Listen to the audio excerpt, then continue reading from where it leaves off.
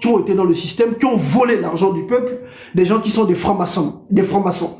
C'est ce qui retarde aussi notre combat. Le Gabonais aujourd'hui, tu peux venir avec une bonne vision, avec un bon projet, tu viens leur parler, si tu n'as pas l'argent, ils ne vont pas t'écouter. Ils ne vont pas t'écouter. Voilà pourquoi je parle du projet bouillon politique. Que Dieu me fasse grâce d'avoir les moyens de mes idées. Parce que, voilà, je comprends aussi, ventre affamé n'a point d'oreille. Donc, en instaurant un mouvement comme les bouillons politiques, par exemple, dans chaque ville du pays, enfin, on peut faire le tour du pays et tout, organiser des rencontres entre jeunes Gabonais où on débat de politique, on débat d'avenir, on débat de l'organisation d'un mouvement patriotique pour notre pays. Voilà. On organise des bouillons politiques, on invite les gens à venir manger, partager un verre et tout, et parler de politique. Voilà. C'est ce que nous pouvons faire, parce que le Gabon est une plutocratie. Chez nous, au pays, on accorde de l'importance qu'à des gens qui ont de l'argent. C'est ça. Et c'est le système qui a voulu ça ainsi. Donc, je ne peux pas donner un nom comme ça, mais sinon, il y a des hommes. Il y a des hommes, mais pas bilimisés.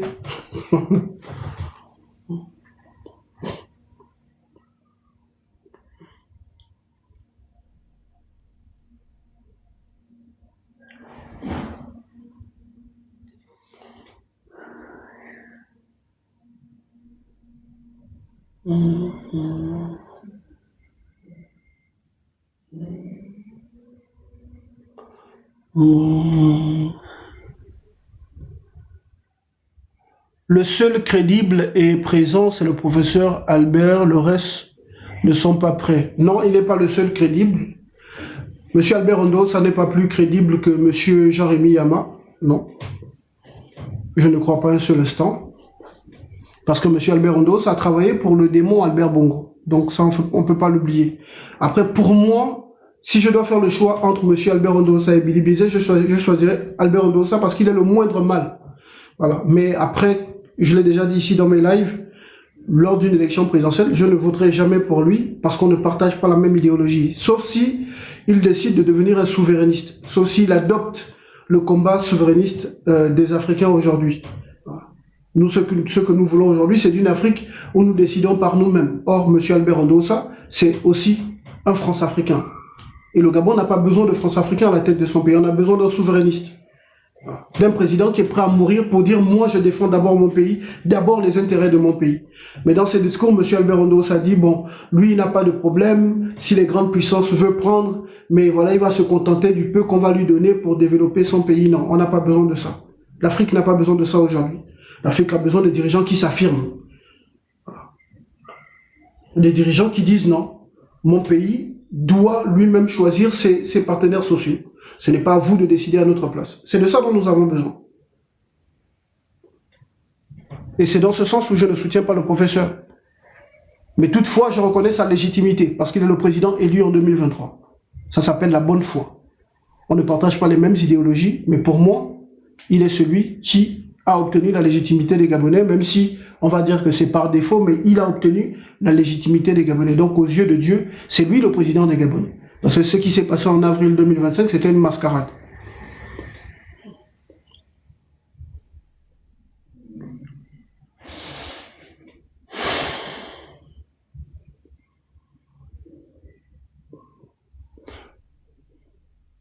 Que penses-tu de la crise dans la franc-maçonnerie? Ce que je pense, c'est que nous devons nous défaire de la franc-maçonnerie. C'est ce que je pense. Crise dans la franc-maçonnerie, je ne sais pas. Parce que je sais que ces gens-là ont l'habitude de sortir des articles de presse pour pouvoir distraire le peuple. Voilà. Mais s'il y a réellement crise dans la franc-maçonnerie, c'est bon signe. Ça veut dire que nous sommes réellement dans le processus de libération du Gabon. Parce qu'il n'y aura pas de libération du Gabon si nous sommes toujours gouvernés par la franc-maçonnerie. Parce qu'au Gabon, les Gabonais pensent que leur bulletin de vote sert à quelque chose, mais non. Ce sont les réseaux maçonniques qui décident de qui sera président. Ce sont les réseaux maçonniques. Lors du 30 août 2023, si les francs-maçons voulaient dégager Oligui, ils l'auraient dégagé. Parce que les hauts gradés de l'armée, beaucoup d'entre eux sont des francs-maçons. Donc si Oligui est là, c'est parce que les réseaux maçonniques ont accepté. Et ce que je pense, c'est que lors de la révolution qui va arriver, parce qu'il y aura une révolution populaire, il y aura une révolution populaire. Nous devons songer à détruire tous les temples maçonniques du Gabon. Le Gabon appartient à Jésus-Christ. Le Gabon appartient à Yahweh. Le Gabon appartient à Nzambé.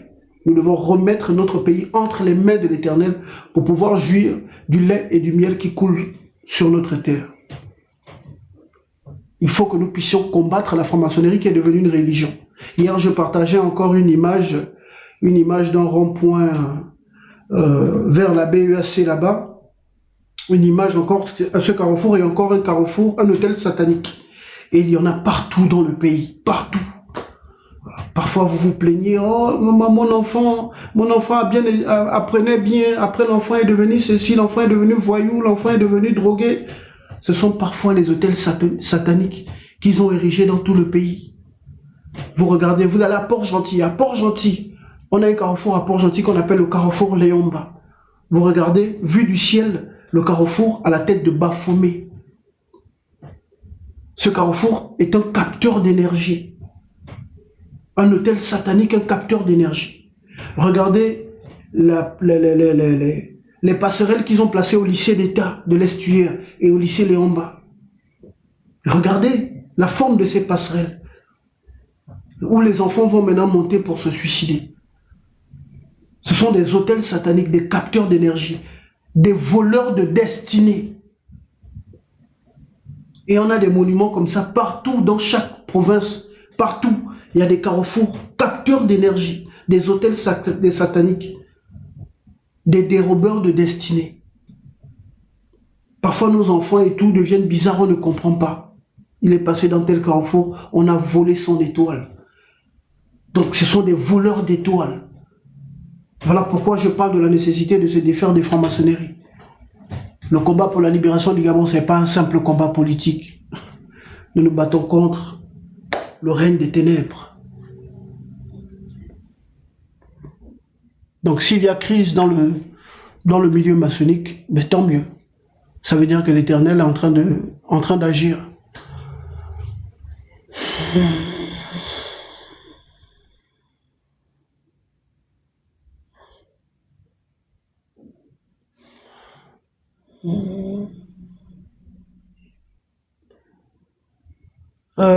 L'argent, mon bête dit, grand c'est le système qui était mauvais, mais la personne est bien. Alain-Claude Bilibizé. Non, tu te trompes, jeune homme. Tu te trompes. Mais je te comprends. Je te comprends. Je disais tout à l'heure que on ne donne pas d'autres alternatives aux jeunes. Quand les jeunes voient un leader politique qui passe dans tous les médias, qui est le seul à qui on donne la parole dans les médias, les jeunes font du suivisme. Parce que les jeunes Gabonais ne suivent pas les leaders politiques par idéologie. Aujourd'hui, les jeunes Gabonais sont frustrés par la gouvernance de l'IGI et ce qu'on leur donne comme alternative, c'est Bilibizé. Mais Bilibizé ne peut pas représenter une alternative pour le changement véritable. C'est un opposant fabriqué par le système, par les réseaux maçonniques, les réseaux de la France-Afrique. C'est à nous-mêmes de donner naissance aux leaders que nous voulons. Et si aujourd'hui, la parole de l'opposition n'a pas la force qu'elle devrait avoir, c'est parce qu'on a un Bilibizé qui, lui, est comptable. Il est comptable de la mauvaise gestion du pays. Mais je vous assure que si on avait un leader de l'opposition qui n'a jamais été dans le système, mais Oligui serait dans la merde. Le pays serait en train de bouger. Le pays serait en train de bouger. Mais on a quelqu'un qui, hier, lui-même, nous l'avons combattu. Donc aujourd'hui, là, Bilibizé, vous êtes là, Bilibizé, il y a beaucoup de Gabonais qui ne le calculent pas. Il ne faut pas confondre les réseaux sociaux et la réalité. Beaucoup de Gabonais ne sont pas allés voter en avril 2025. Cette élection a été l'élection la plus impopulaire de l'histoire de notre pays.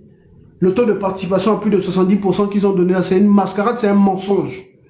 Cette élection-là, il n'y a même pas eu 30% du taux de participation, en réalité. Et même 30%, là, je suis gentil. Ça a été l'élection la plus impopulaire. Donc, quand ils parlent même de leur 94%, là, il n'y a pas eu 30% de taux de participation. Ils le savent très bien. Ils ont falsifié le taux de participation. Donc, Bilibizé ne peut pas représenter une alternative. Ce n'est pas possible.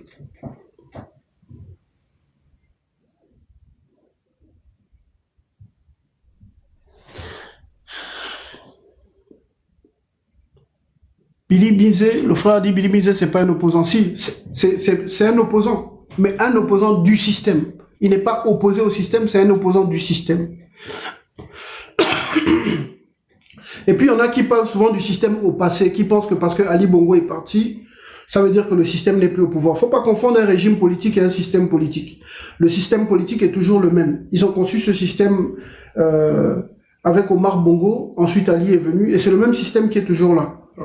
Les régimes politiques ont changé, le régime d'Omar Bongo est parti, ensuite il y a eu le régime d'Ali, et maintenant il y a le régime d'Oligui, mais c'est toujours le même système politique.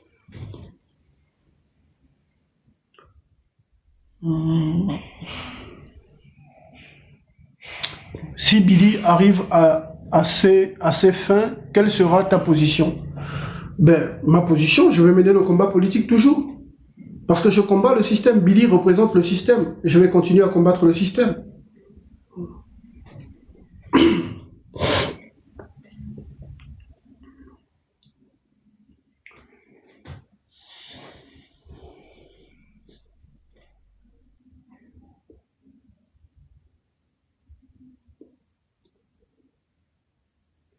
Jean-Rémy Yama est le bon leader actuellement.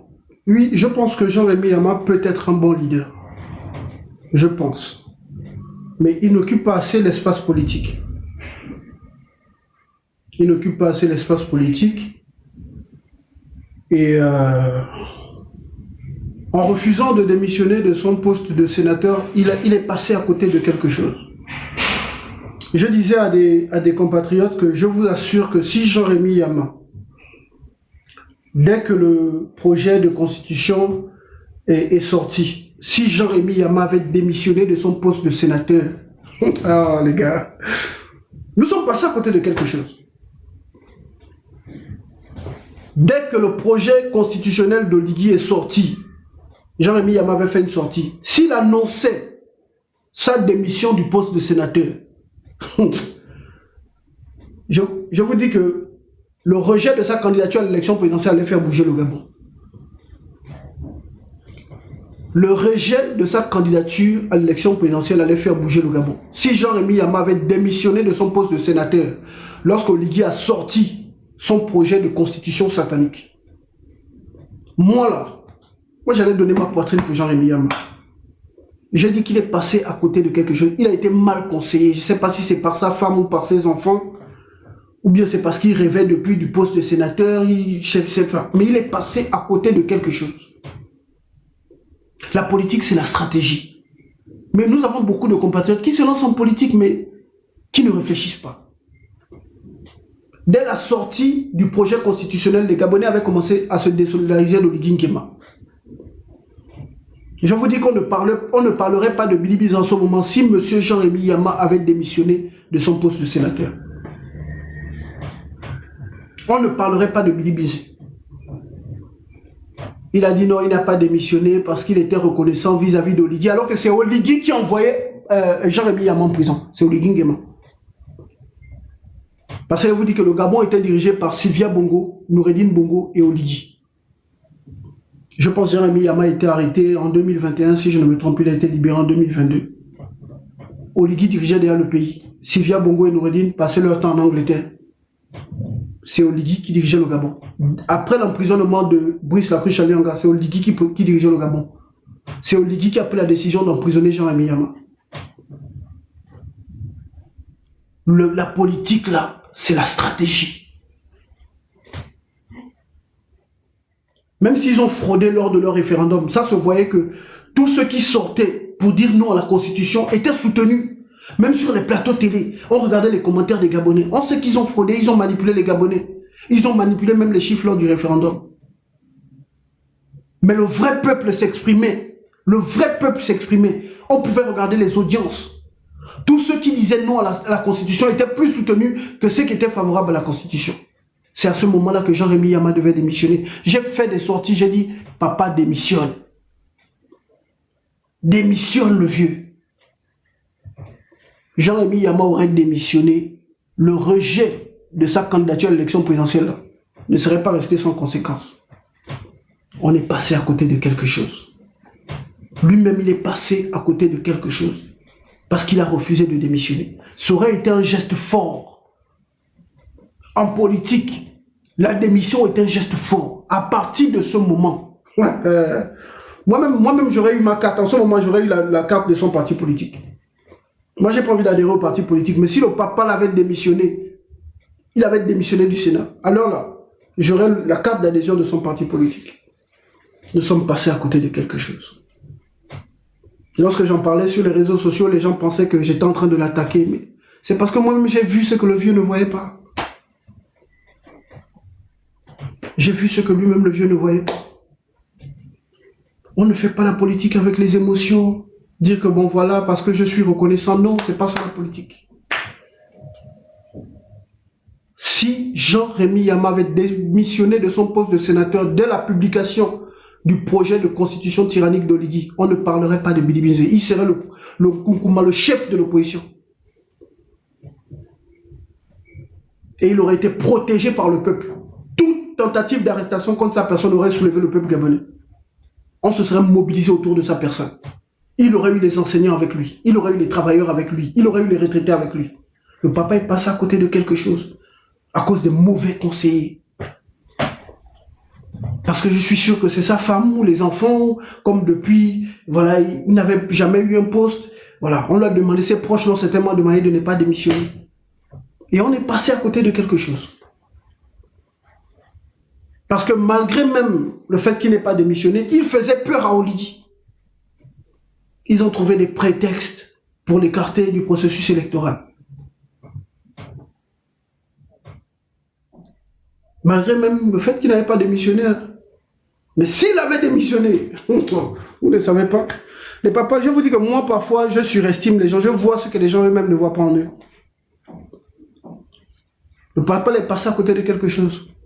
J'espère qu'il va pouvoir se rattraper. J'espère. C'est tout ce que je lui souhaite.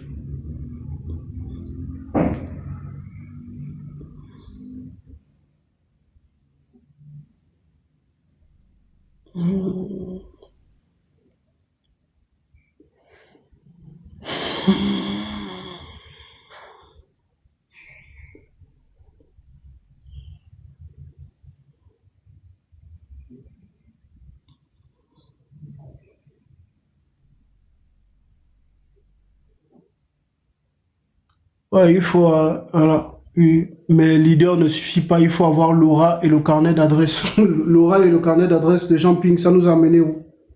Qu'est-ce que vous appelez l'aura et le carnet d'adresse? C'est quoi le carnet d'adresse? Quand tu as le peuple avec toi, c'est quoi un carnet d'adresse? Le meilleur carnet d'adresse que pourrait avoir un leader politique, c'est le peuple.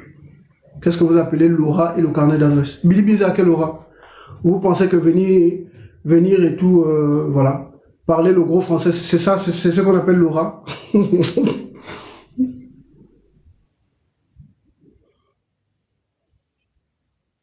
Oh, il y a quelqu'un qui m'a posé une question tout à l'heure sur Molenda, là. Je suis passé à côté. Ouais, que penses-tu de pur mouvement politique de Molenda? C'est quoi pur? Molenda, c'est un plaisantin. Jonas Molenda, c'est un plaisantin.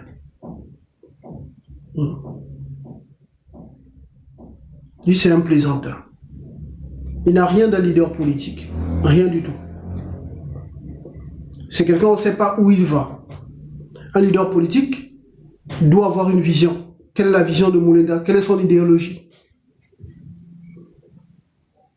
C'est quoi pur? Ils ont quoi comme idéologie? Lorsque nous mettrons en place, si Dieu fait grâce, si d'ici là ils ne m'ont pas assassiné, lorsque nous mettrons notre front patriotique pour la libération du Gabon, nous allons sortir un projet pour notre Gabon, notre vision du Gabon. Nous allons sortir ce projet. Nous allons faire des copies, nous allons le sortir en PDF. Nous allons vous le partager. On ne craint pas que cela soit plagié par le pouvoir en place parce qu'on sait qu'ils ne feront jamais rien avec. Leur système a été conçu pour tuer et piller. Molenda, c'est un féman. C'est un féman. C'est un activiste féman. Un pseudo-journaliste féman. Lui, il est dans le chantage pour recevoir de l'argent. C'est ça la vérité. Je n'ai pas parlé depuis là parce que je me disais, bon tiens, Même s'il il est dans son game et tout, mais au moins il participe à entretenir l'espoir. Parce qu'à un moment, j'étais très épuisé. Ça fait 10 ans de ma vie que je suis constamment dans cette lutte, dans le cyberactivisme. Plus de 10 ans de ma vie, que dis-je. Mais on va dire que depuis la crise post-électorale, c'est 10 ans non-stop. Donc à un moment donné, j'avais besoin de repos. Je faisais plus beaucoup de vidéos. Je faisais par contre des publications sur les réseaux sociaux. Et donc, en 2024-2025, je me disais, c'est pas grave, je vais regarder le gars là dans son game, parce que malgré tout, il participe à entretenir le rêve du Gabon nouveau du peuple. Mais aujourd'hui qu'il a officiellement écarté ses fesses, je peux venir le dire, quoi. Molenda, c'est un imposteur. C'est un plaisantin. C'est quelqu'un qui cherchait une place au soleil. Ceux qui nous suivent sur les réseaux sociaux se souviennent que le 30 août, Molenda a demandé aux Gabonais d'aller soutenir l'imposteur Oligui Nguema. Quand il a vu la nomination de Laurence Ndong au poste de ministre de la communication, c'est là où il a pété un câble par frustration, par jalousie. Parce que c'est des gens qui essaient de se faire voir parce qu'ils veulent une récompense, parce qu'ils sont attirés par la gloire, par les biens éphémères de la terre. Molenda a toujours voulu travailler avec Oligui Nguema. Et un jour, je vais vous sortir. Parce que j'ai un audio dans mon téléphone là. Je n'avais pas balancé ça. Parce que je m'étais dit que, bon, il servait la cause de la lutte. Bon, maintenant qu'il ne sert plus notre cause. Je vais faire sortir l'audio là d'ici là. Vous allez écouter. Ce gars allait faire même les fétiches pour attirer l'attention d'Oligui sur sa personne parce qu'il veut une nomination. C'est un élément très dangereux. C'est un manipulateur. Molenda, c'est un manipulateur, c'est un commerçant. Il parle de 30 ans de lutte. Il a combattu depuis 30 ans. Contre qui? Dans ses lives, c'est lui qui chante les louanges d'Omar Bongo, c'est lui qui chante les louanges d'Ali Bongo. Finalement, il a combattu qui il y a 30 ans? Or, il a commencé le combat à 15 ans. Contre qui? Un mythomane. Et je pense qu'il doit souffrir d'une dépression. Parce que récemment, j'ai vu une vidéo, une photo qu'il a partagée, c'était une intelligence artificielle. Il dit qu'il a reçu les attributs du pouvoir par un monsieur qui s'appelle Kwanzambe, hein, ou je ne sais pas comment. Et il y a un monsieur qui a appelé pour dire que mes frères, ça c'est une intelligence artificielle. Allez, il a commencé à insulter le gars. Et donc j'ai regardé un peu, je me suis dit, André, que le gars, il a des problèmes psychologiques. Il doit faire une crise de dépression. Parce que les réseaux sociaux, de temps en temps, il faut savoir prendre du recul. Il faut savoir déconnecter. Sinon, ça peut te faire péter un câble. Donc, être tous les jours là en train de faire des lives, chaque jour. Et surtout que lui, il doit inventer un peu des sujets parce qu'il doit gagner de l'argent sur YouTube. Donc, il veut toujours faire dans le sensationnel, inventer des histoires. Il est venu dire qu'il a couché avec la petite Go de Manitou. Après, il dit non, c'est les gens qui lui ont donné une fausse information. Donc, toi, tu dis que tu as couché avec quelqu'un et tu dis que c'est quelqu'un qui t'a donné l'information. Donc, on t'a donné la fausse information que tu as couché avec quelqu'un. Donc, vous voyez que c'est quelqu'un dans sa tête qui n'est pas normal. Mais le Gabonais n'ayant pas l'esprit critique, l'esprit de discernement, beaucoup, allez, ils se mettent à suivre ce maboule-là. Lui, c'est un gars très dangereux. C'est un gars très, très dangereux. Il fait dans la fémania politique. Même quand vous l'avez vu faire des sorties, moi je dénonce aujourd'hui Billy Bizet. Mais même Billy lui-même sait que lui, là, on l'a pas donné l'argent pour ça. Mais quand vous avez vu le gars là fait les sorties sur Albert Ondo, c'est Billy Bizet. Il a reçu de l'argent pour ça. Il ne fait rien pour rien. Quand il faisait les sorties sur Sylvia Bongo, pour la défense de Sylvia, il faisait croire aux Gabonais que c'est pour la défense de l'état de droit. Parce que les Gabonais sont manipulables. Quand il défendait Opianga, il a fait croire que c'était cadeau. C'est faux, il fait rien cadeau. Il recevait de l'argent pour ça. Il recevait de l'argent pour ça, il était payé pour ça. Maintenant, il manipulait l'opinion. Donc là, il est en train de négocier son retour au pays ou peut-être une nomination au sein de la diaspora. Et il vient, il fait un live récemment, il dit non, oui, vous vous en prenez à moi maintenant parce que je n'insulte plus Oligui. Qui t'a demandé d'insulter Oligui? Est-ce que tous ceux qui combattent le régime d'Oligui font dans les jeux? Et ça, c'est la manipulation, c'est la même chose que le petit Tokar Badekon avait fait. Dès qu'ils vont, ils deviennent des soutiens d'Oligui, ils sortent pour dire, parce que j'ai dit que je n'insulte plus Oligui. Mais qui vous a dit d'insulter Oligui? Ça, c'est de la manipulation. Et j'espère que vous allez commencer à ouvrir les yeux. Parce que le Gabonais est trop manipulable. Dès qu'il voit quelqu'un qui dénonce un peu le régime politique, voilà, qui fait un peu une vidéo, tout de suite, on devient fanatisé. Il n'y a pas d'esprit critique. Et aujourd'hui, Mouleda 6, on va travailler avec Oligui. Oligui va lui demander les noms des personnes qui lui donnaient des informations. Que deviendront ces personnes? Parce que j'ai mes frères là qui sont dans les services spéciaux, ils me voient depuis des années, mais pour eux, ils pensent que le bon activiste, le grand activiste, c'est celui qui a forcément la plus grande audience. Ils vont aller donner les informations importantes à des personnes dangereuses qui, pour de l'argent, peuvent trahir la lutte. Et ce Jonas-là, encore plus dangereux, vous ne le savez même pas. Je vous dis, vous ne savez pas qui est Jonas. Parce que même quand les éléments, nos frères patriotes qui sont au sein des services spéciaux viennent donner les informations. Un jour, j'ai publié sur ma page une information, mais Jonas allait menacer les gars que comment vous avez donné ça au monde à Vinci? Les informations doivent passer par moi d'abord. Le gars, il allait menacer les gars. J'ai dit, mais ce gars est démoniaque. Parce que tout doit tourner autour de sa personne. Les frères sont venus m'écrire pour me dire, mais qu'est-ce qui se passe avec vous les activistes? Alors, récemment, je t'ai donné une info, comme Jonas a vu ça, il a refusé de ne pas en parler. Il dit qu'on doit d'abord lui donner les informations. J'ai dit, frère, pardon, donne à Jonas. Moi, je ne cherche pas la notoriété, je ne cherche pas la reconnaissance. Si je vois un de mes frères activistes qui a publié une information importante, je prends, je relais aussi l'information. Je ne souffre pas de mégalomanie. Mais ce Jonas, lui, voulait contrôler toute l'information. Donc, c'est lui qu'on doit tout donner. Aujourd'hui, il a décidé d'écarter la nuit à Oligui. Mais si jamais il rentre au pays, qu'il va travailler avec Oligui, qu'est-ce qui va se passer pour les personnes qui lui donnent les informations? J'ai déjà pitié pour vous. Hein.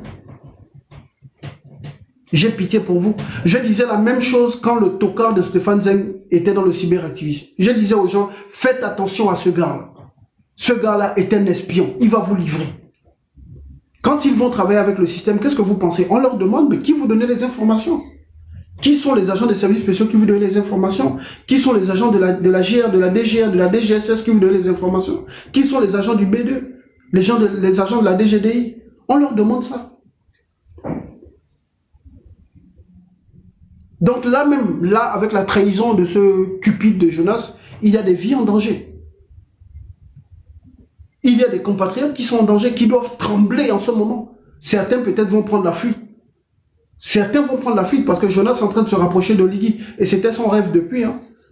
Lui, il va même chez les Nganga pour pouvoir travailler avec Oligui. Et je vais vous prouver ce que je suis en train de vous dire. J'ai fait une fois un live, pour ceux qui me suivent sur Facebook, où je disais qu'il y a un marabout qui m'avait approché et tout. Hein, pour faire des fétiches, le marabout me disait, si tu veux être écouté, aimé par les Gabonais, tout ça, et je peux te faire des choses. C'est Jonas, la personne. Je n'avais pas parlé, j'avais caché le nom. Parce que pour moi, le combat passe avant tout. Aujourd'hui, j'en parle parce qu'il a trahi la lutte. Je disais qu'il y a un activiste connu et tout qui envoyait le marabout vers moi. Un marabout burkinabé.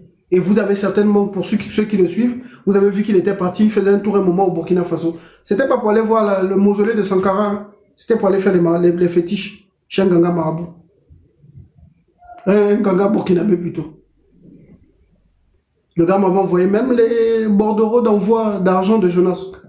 Le gars allait faire les fétiches. Parce que lui, il veut parler et puis être écouté par les Gabonais. Parce qu'il voulait que Oligui Nguema se rapproche de lui. Attendez, je vais sortir la bombe là ici dans bientôt. Ce gars, c'est un imposteur, Jonas Mouleda. Un imposteur. Et ça, c'est très dangereux. Quelqu'un qui est capable de faire des fétiches parce que tu veux attirer l'audience. Parce que tu veux être écouté par les Gabonais. Mais c'est quelqu'un qui peut faire des crimes rituels. Si lui, demain, il est nommé ministre. S'il fait les fétiches aujourd'hui pour avoir de l'audience. Mais ça veut dire que demain, s'il est ministre, il pourra faire des crimes rituels. Le gars, il envoie l'argent tous les jours chez le marabout burkinabé. Et il va donner mon numéro au marabout burkinabé pour qu'il vienne m'écrire. Donc, il pensait que moi, je suis un esprit faible qui peut rentrer dans leur histoire de démons. Moi, c'est l'Éternel tout juste. Je ne suis pas envieux. Je n'ai jamais été envieux de ma vie. Pour ceux qui me connaissent. Jamais été envieux de ma vie. Depuis tout jeune, je me contente du minimum. Quand j'étais tout petit, et lorsqu'on mangeait, et j'avais terminé de manger ce que je mangeais, et que je disais à ma mère que maman j'ai encore faim, elle me sortait une expression en miennet que je ne pourrais traduire. Elle me disait « Velento Borotoli ». Une manière de me dire, contente-toi de ce que Dieu t'a donné. Parce que lorsqu'on est envieux, on peut faire des choses très dangereuses. Donc pour moi, partie pure de Jonas, pour moi, c'est la distraction. C'est la distraction. Vous ne savez pas qui est Jonas. Jonas, c'est quelqu'un de très très dangereux. Mais le peuple, on peut le manipuler une partie du temps, on ne peut pas le manipuler tout le temps. Aujourd'hui, les Gabonais ont compris qui est Jonas. Beaucoup de Gabonais sont en train de se retirer de lui. Il a perdu son audimat, il a perdu son audience. Parce que l'heure de la vérité a sonné. Certains, leurs masques sont tombés en 2023 après le coup de confiscation du pouvoir d'Oligui. Et puis, il y en a d'autres qui ont décidé de manipuler le peuple. Et les Gabonais sont en train de comprendre. Jonas pensait qu'il allait résister, mais non, son masque est tombé. Voilà.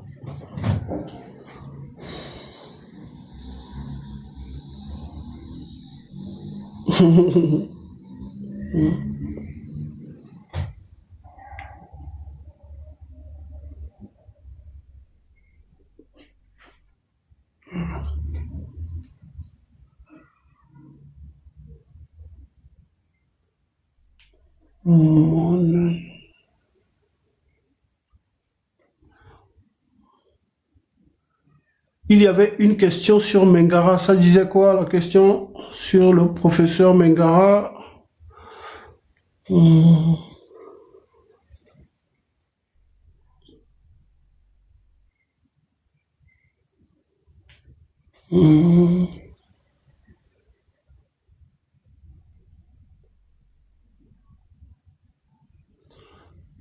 Est-ce qu'on va s'en sortir? Ouais, il va falloir nous en sortir, mais il faut qu'on se réveille.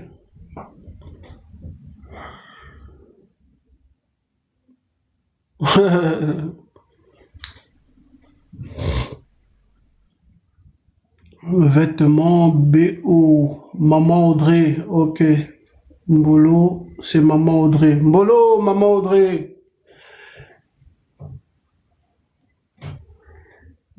Est-ce qu'il peut être un bon leader, Mengara? Il ne traîne pas des casseroles. Est-ce qu'il peut être un bon leader? Mais pour être un bon leader, il faut le prouver.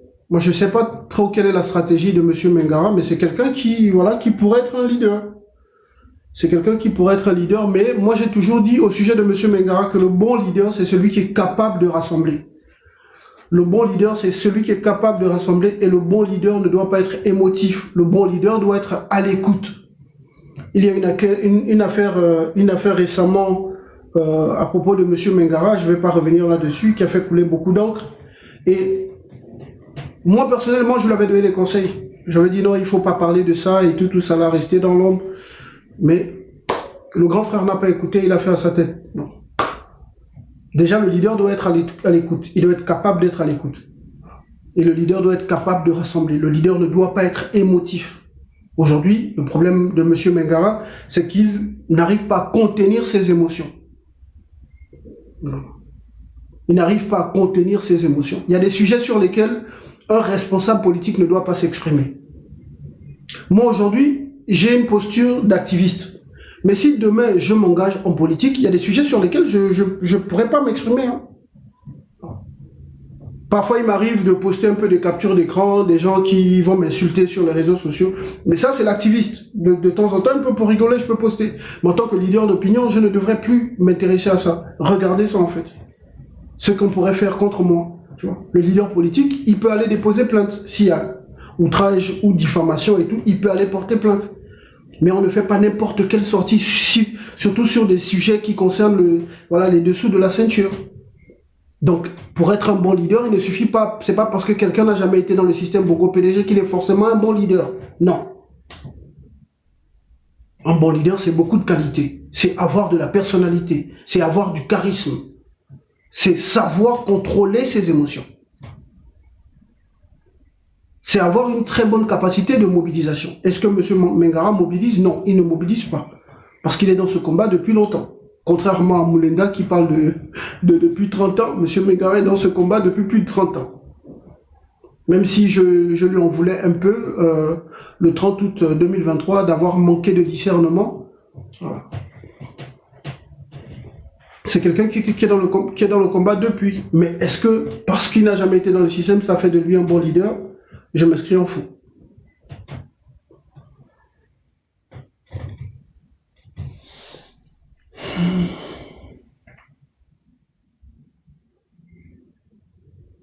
Wow.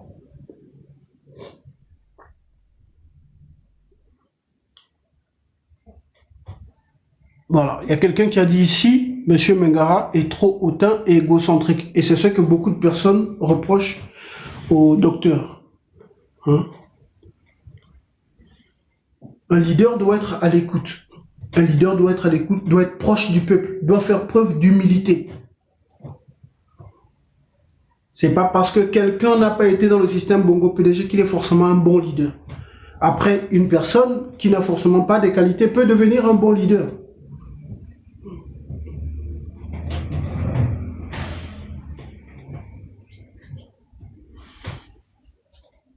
Mais je vous assure qu'on a des jeunes leaders qui ont des qualités pour être des leaders, mais voilà, qui refusent de prendre leurs responsabilités.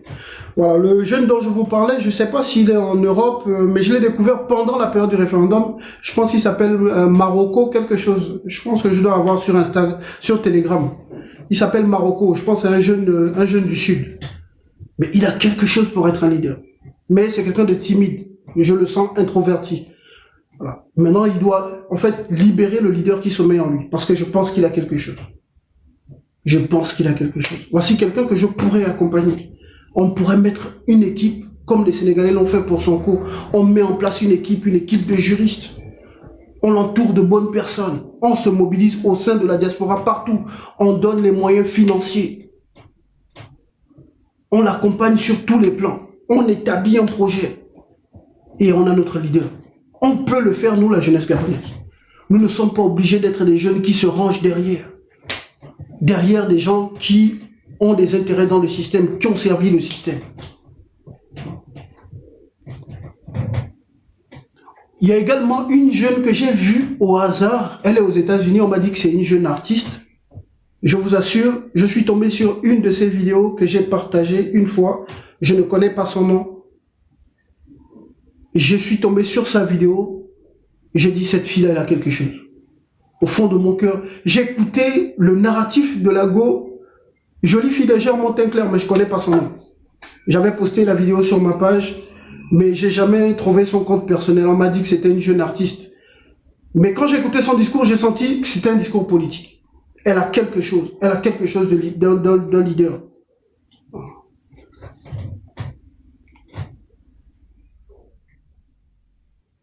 On m'a dit qu'elle était aujourd'hui proche de... Par contre, on m'a dit qu'elle était proche de Fred Aurel. Voilà, on m'a dit qu'ils avaient un parti, une organisation, mais je ne connais pas le nom de la dame.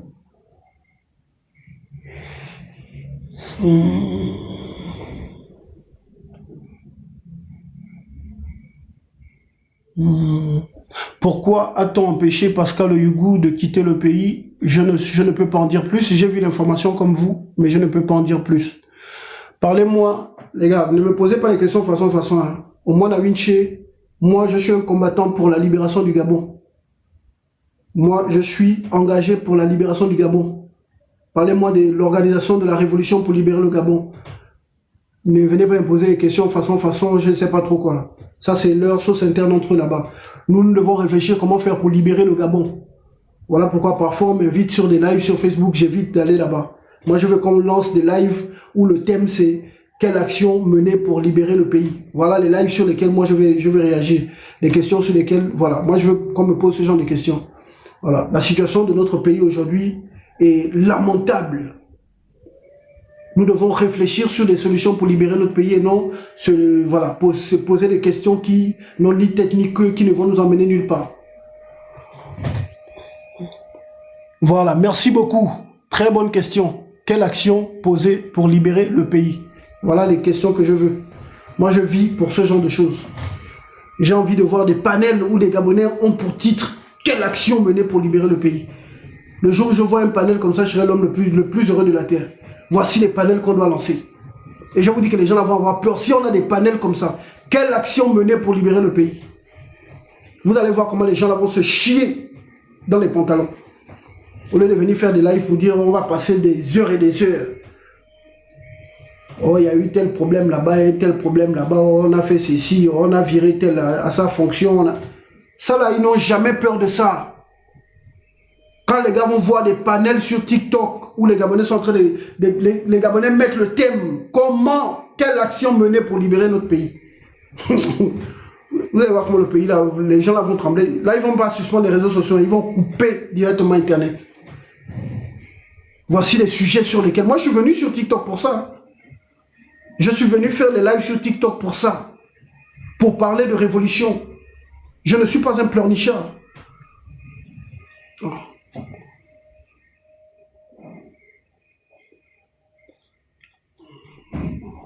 Donc le frère a demandé quelle action poser pour libérer le pays. Je pensais que j'ai parlé tout à l'heure, mais on va revenir là-dessus. Je prends toujours à parler de ça. Nous pouvons libérer le Gabon par deux moyens. Par des actions de lutte non violente, la désobéissance civile, la ville morte, la paralysie de tous les secteurs d'activité. Désobéissance civile, ville morte, paralysie de tous les secteurs d'activité. Parce que vous voyez, le monde dans lequel nous sommes aujourd'hui, c'est un monde capitaliste. Un monde contrôlé et dirigé par l'argent. Vous avez vu aujourd'hui ce qui se passe au Moyen-Orient. La guerre entre les États-Unis, l'Iran et Israël. C'est vrai, il y a des armes. Mais l'Iran est rentré dans la guerre économique. L'Iran est en train de frapper sur le portefeuille des Américains. Aujourd'hui, il y a une inflation des prix. Hein? Il y a une augmentation du prix du pétrole aux États-Unis, en Europe, un peu partout en Europe. Pourquoi? Parce que l'Iran a fermé le détroit d'Ormuz. Là où 20%, hein, 20% des navires qui transportent le pétrole dans le monde circulent. Donc l'Iran a décidé de frapper sur le portefeuille des grandes puissances occidentales, notamment les États-Unis.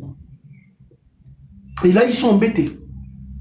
Donald Trump a appelé les autres nations de l'Occident, donc de l'Union européenne, il a appelé ces gens-là à la rescousse. Parce que plus il y a flambé du prix du pétrole chez eux aux États-Unis, après il y aura une insurrection populaire, donc le pouvoir politique est menacé. L'augmentation du prix du pétrole aux États-Unis menace le pouvoir politique. On a déjà commencé à voir des vidéos qui circulent un peu ici et là sur Internet où des Américains s'indignent de l'augmentation du prix du pétrole. Donc c'est pour vous dire, le monde dans lequel nous vivons aujourd'hui est contrôlé par l'argent. C'est un monde capitaliste. Donc on peut utiliser, en frappant sur le portefeuille des multinationales qui contrôlent notre pays, qui choisissent les dirigeants à notre place, on peut faire tomber le pouvoir politique. On peut faire tomber le système Bongo PDG. Mais il faut qu'on soit nombreux avec ce message. Il faut qu'on fasse comprendre aux Gabonais qu'on peut libérer notre pays sans descendre dans la rue. Rien qu'en procédant à la désobéissance civile. Si les enseignants, par exemple, étaient restés soudés récemment, s'ils avaient décidé de ne pas reprendre les cours, les enseignants auraient eu gain de cause. Malheureusement, il y a des cupides dans toutes les organisations, hein, toutes les organisations qui s'organisent pour contester, en fait, voilà, nos problèmes et tout. Il y a toujours des traîtres. Donc, ils ont réussi à tuer le mouvement. Mais sinon, à travers la désobéissance des enseignants, ils auraient pu obtenir gain de cause. Donc, les traîtres et puis les chantres du tribalisme aussi, parce qu'il faut le dire, hein, ces gens-là ont réussi à tuer le mouvement. Donc, chez nous au Gabon, nous pouvons faire tomber le système Bongo PDG, FOCAR, les réseaux FOCAR, c'est la France-Afrique. Nous pouvons faire tomber ce système si nous procédons à la désobéissance civile. On paralyse le secteur pétrolier, secteur minier, secteur forestier, la fonction publique. On ne travaille pas. Je vous assure, en moins d'une semaine, on fait tomber le système. On fait tomber le système, mais il faut qu'il y ait une organisation. Il faut qu'il y ait des leaders. Il faut qu'il y ait une organisation qui porte la voix du peuple. Pour dire quelles sont nos revendications. Donc ça, c'est une alternative. L'autre alternative, bien sûr, c'est l'insurrection populaire. Il faut une insurrection populaire, mais organisée. Il faut une organisation. Aujourd'hui, il y a les jeunes étudiants à l'étranger qui, voilà, qui passent seulement le temps à faire des vidéos bêtes sur TikTok. Mais à l'époque, nos pères qui étaient étudiants, des jeunes à l'époque de 19 ans, 18 ans, 20 ans, à l'étranger, c'était des opposants au système Bongo PDG, des opposants à Léon Mba. Ils avaient des organisations politiques, des mouvements politiques patriotiques à l'étranger.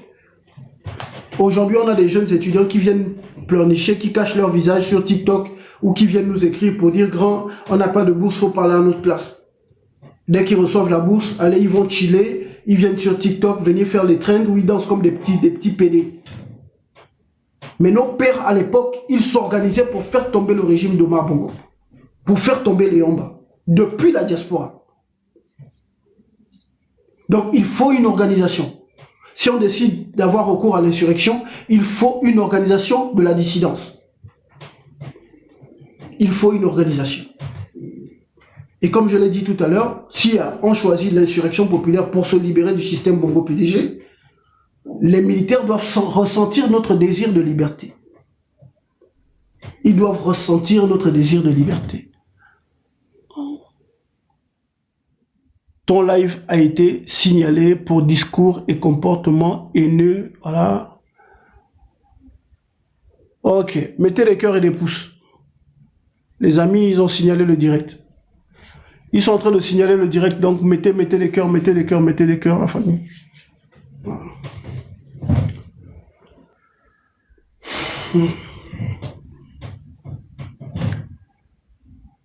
Ah, merci Linda, merci. Voilà, merci de mettre good live, tout ça. Mettez les cœurs. Ouais, j'ai oublié, c'était TikTok. J'ai oublié que c'était TikTok. Parfois, je me demande est-ce que c'est un réseau des Chinois ou bien c'est un réseau des Européens, tout ça là. Parce que ici, la parole est vraiment... voilà. La parole est vraiment restreinte ici sur TikTok. Hein.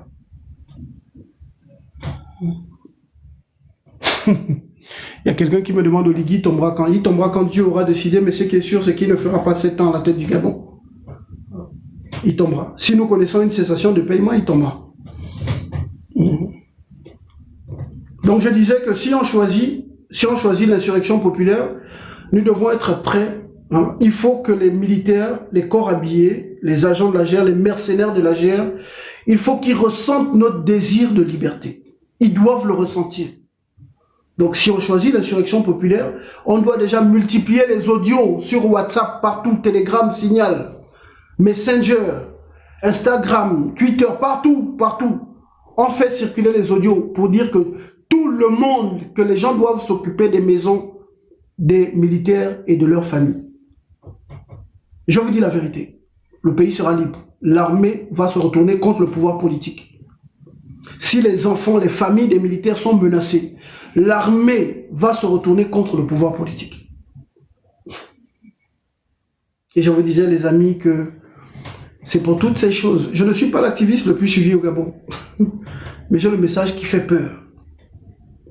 J'ai le message qui fait le plus peur. Je passe un bonjour comme ça à ceux qui sont en train de me regarder en cachette. Là. Il y en a qui sont beaucoup là à la fenêtre, qui ne veulent pas s'afficher en commentaire. Je ne suis pas l'activiste le plus suivi au Gabon, je suis celui qui fait peur, celui qui fait le plus peur. Parce que j'ai le message susceptible de faire tomber le système. Récemment, je vous disais que ma page Facebook, elle était à près de 70 000 abonnés. Et si elle n'avait pas été supprimée, au mois de mai, là, on serait déjà à plus de 100 000 abonnés. Donc les gars, ils avaient peur. Dès qu'ils voient que j'ai une page Facebook, et ça, je subis ça depuis 2016. Je disais souvent à des petits frères là, quand j'ouvrais de nouvelles pages, que je n'ai pas de problème de visibilité. C'est juste que les gars font sauter à chaque fois mes pages. Et je dois recommencer à me reconstruire une communauté. J'ai jamais eu de problème de visibilité. Mais les gars font sauter à chaque fois mes pages. Dès qu'ils sentent que le gars là, il a une très grande audience. J'avais une page de 60 et quelques mille abonnés, mais l'audience c'était plus de 10 millions par mois. Chaque 28 jours, plus de 10 millions. Parce qu'ils viennent, chaque nuit, ils venaient sur ma page, venir lire qu'est-ce que Monavich a posté, qu'est-ce qu'il a dit. Ils viennent guetter. Moi, je suis comme les films porno. Personne n'assume qu'il me suit, mais tout le monde me suit. Donc les gars voyaient les audiences de ma page, ils se sont dit non, c'est pas bon. Lui, là, il est dangereux. Il faut faire sauter sa page. Je ne suis pas l'activiste gabonais le plus suivi, mais je suis l'activiste gabonais le plus dangereux. Ils ont peur de moi. Mal peur de moi. Ils ont mal peur. Là, ils sont en train de prier pour que je ne reprenne pas les audios sur WhatsApp. Mais je vais reprendre. Tout à l'heure, là même, je vais reprendre. Voilà. On va reprendre les audios sur WhatsApp. On va reprendre les audios sur Telegram. Et moi, je vous invite à aller télécharger Telegram. Télécharger Telegram et Signal. Au Gabon, dorénavant, nous allons utiliser Telegram et Signal. Voilà. S'il faut faire même des vidéos tous les jours pour en parler, je vais le faire. Télécharger Signal et Telegram. Parce que WhatsApp, c'est un produit de Meta. Et Meta, aujourd'hui, travaille avec le gouvernement. Donc, beaucoup d'entre nous, là, nous n'aurons plus d'intimité sur WhatsApp. Beaucoup d'entre vous, voilà, ils pourront vous pister dorénavant sur WhatsApp. Parce que WhatsApp, c'est un réseau espion. Tout ce qui est américain, c'est espion. Donc, vous téléchargez Telegram ou Signal. Il faut que les Gabonais sortent de WhatsApp.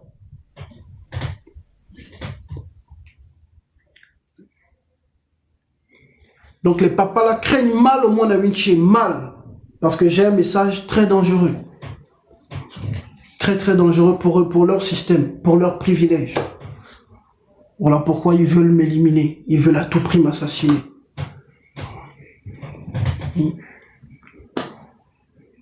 Donc, à propos de mon assassinat, je vais terminer par là. Ça fait un bon moment que nous sommes en live.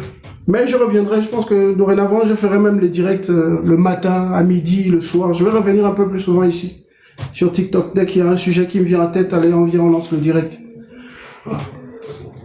Donc, je disais tantôt que Oligui Nguema avait envoyé des mercenaires pour venir m'assassiner ici. Ils sont toujours ici d'ailleurs. Mais depuis que j'ai fait une publication où j'ai posté le van, parce que c'est un van noir, depuis la publication, j'ai posté ça. Étrangement, le van ne garde plus devant mon immeuble.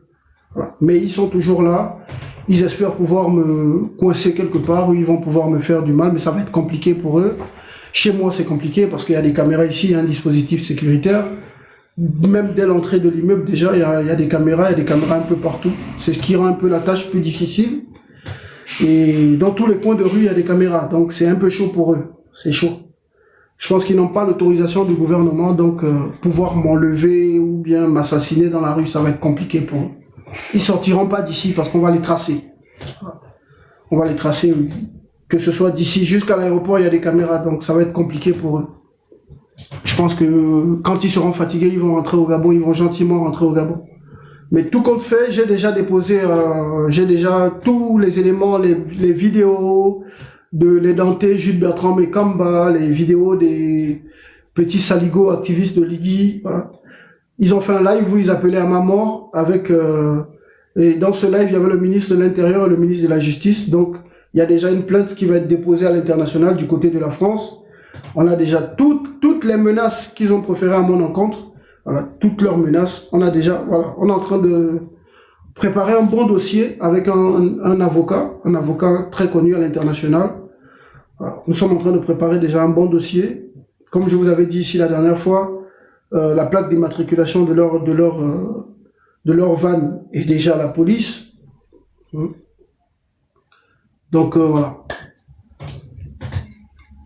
Tout est déjà fait. Maintenant, les journalistes internationaux ont déjà les informations, donc soyez pas surpris.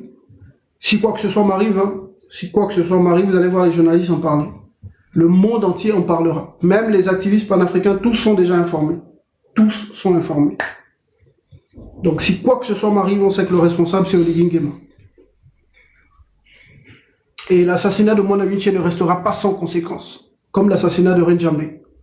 Voilà. Mes frères et mes soeurs sont à Libreville. J'ai dit que Libreville, c'est chez moi. Là où il y a la présidence, là, c'est mon village. Moi, je suis Mpongwe. Chez moi, Libreville, c'est chez moi, c'est mon village. C'est la ville des Gabonais, c'est la capitale des Gabonais, mais c'est mon village, Ntchéan. C'est chez moi. Et l'assassinat de Mona Vinci ne restera pas sans conséquence. Il ne restera pas sans conséquence.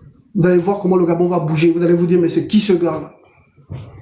Donc on voyait le gars là seul dans ses lives alors qu'il y avait des gens derrière lui comme ça. Le pays le pays là va bouger. Donc pour l'heure, moi je dors sereinement. Je dors sereinement chez moi. J'ai pitié pour le petit Clotaire qui se dit que bon, en éliminant Mona Vinci, il pourra retrouver le sommeil du juste. c'est ce qu'ils pensent. Ils pensent que la solution, c'est faire assassiner Omwana Vinci. Mais ils se trompent. Parce que l'esprit Omwana Vinci est éternel. Ils peuvent même m'avoir physiquement, mais ma voix continuera de résonner. Parce que l'esprit Omwana Vinci est éternel. Aucun homme sur terre ne peut éteindre Omwana Vinci. Omwana Vinci, c'est une entité, c'est un esprit. Et même mort, ma voix continuera de résonner. Les jeunes, il y a beaucoup de jeunes qui, voilà, qui vont m'écouter, qui vont chercher mes vidéos, qui vont passer des nuits entières en train de regarder mes vidéos, qui vont se dire, mais pourquoi on ne suivait pas le grand frère? Certains avec les larmes aux yeux. Donc personne ne peut m'assassiner, si ce n'est Dieu. Ils peuvent éliminer le révolutionnaire, mais jamais ses idées. Et moi, j'ai une idée, j'ai une idéologie, j'ai une pensée. Même mort physiquement, les jeunes viendront chercher qui était Omwana Vinci. Je serai encore plus connu que de mon vivant. Il y a des gens qu'on ne touche pas et qu'on ne fait pas disparaître. Donc le combat continue, nous ne céderons pas aux intimidations, nous ne céderons pas aux menaces, aux intimidations, on ne lâche rien. Parce que libérer le Gabon est la mission de notre génération. Le combat que nous sommes en train de mener est la mission de notre génération. Nous n'avons pas le droit d'échouer. Et nous n'échouerons pas. En ce qui me concerne, moi, je ne lâcherai rien. Malgré les difficultés de l'exil, je ne lâcherai rien. On va poursuivre la lutte. Poursuivre la lutte jusqu'à ce que le peuple comprenne, saisisse les enjeux, comprenne la nécessité de se libérer de ce système qui nous réduit à la mendicité, qui nous clochardise. Nous allons poursuivre la lutte.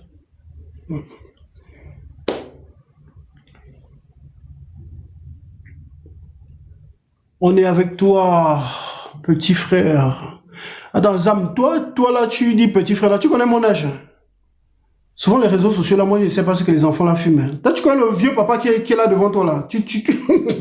Ou bien, c'est parce que tu vois les tresses à la tête. Doucement, ma petite.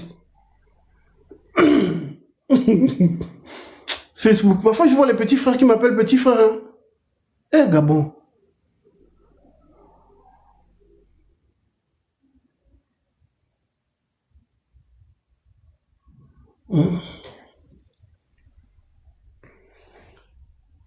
Merci beaucoup, Morpheus, qui dit tu es réel. Soyons nombreux à être des réels.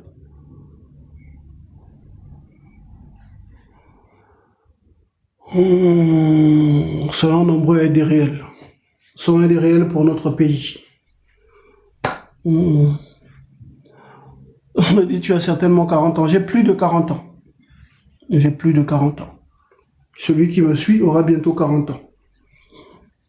Mais après, moi j'ai fait du sport, donc du coup, je parais plus jeune, beaucoup plus jeune que mon âge.